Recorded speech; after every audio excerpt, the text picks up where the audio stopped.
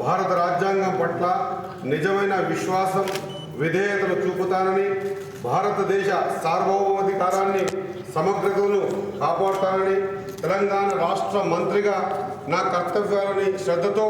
అంతఃకరణ శుద్ధితో నిర్వహిస్తానని, భయం కానీ పక్షపాతం కానీ రాగద్వేషాలు కానీ లేకుండా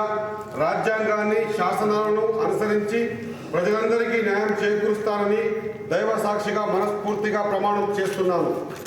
అని నేను వాకిడి శ్రీహరి అనే నేను తెలంగాణ రాష్ట్ర మంత్రిగా నా పరిశీలనకు వచ్చిన లేదా నాకు తెలియవచ్చిన ఏ విషయాన్ని నా కర్తవ్యాలను సక్రమంగా నిర్వహించేందుకు అవసరమైన మేరకు తప్ప ప్రత్యక్షంగా కానీ పరోక్షంగా కానీ